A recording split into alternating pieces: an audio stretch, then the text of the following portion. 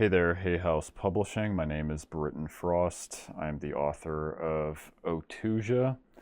And a little bit about me before I talk about my book. I was born in Charlotte, North Carolina. I grew up in the predominantly Catholic community of southern Louisiana, but I was confirmed in the Presbyterian Church by age 10, as well as going to Catholic school. So from a very early age, I was faced with wondering what exactly was true and good. How is the right way to think about what's true and good and right? And so I was exposed to philosophy at a very early age, and skipping a bunch of life steps, I would eventually go on to study under Sir Roger Scruton at the University of Buckingham and in the UK, and earn my Master of Research degree in philosophy. I now reside in the Verde Valley of Arizona, in northern Arizona, where I teach philosophy and psychology on both the college and the high school and online remote capacities.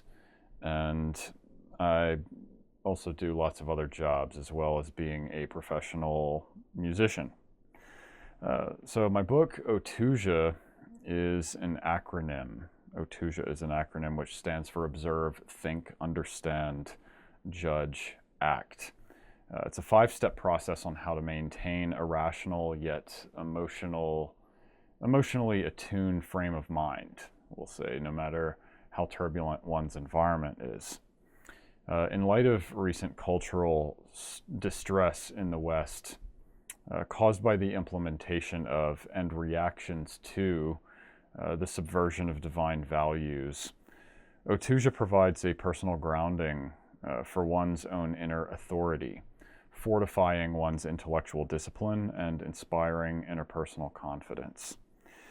OTUJA draws from unique perspectives in Eastern and Western philosophy, religious mysticism, psychoanalysis, and the classical liberal arts to offer an accessible approach to getting the absolute most out of every aspect of life.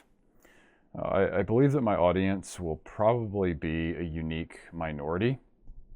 It's intended for the rationally oriented spiritual seeker who feels stunted in how to take action in a world that they don't feel values truth and goodness.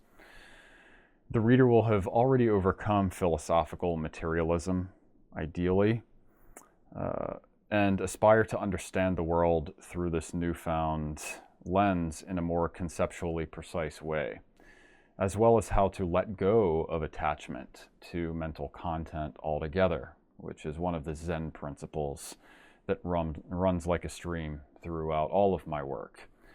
Including another book that I've had in the works for a while now called Three-Worded Wisdom, which condenses ancient wisdom into these concise 3-word phrases meant to provoke thought and a range of emotions as well. Anyway, a little bit more on cultural context and who this book is for. I've noticed that, and you may have also noticed that this recent resurgence of ancient wisdom, especially in the West, has taken a New Age type of form that appeals to the hyper-feminine consumerist mindset.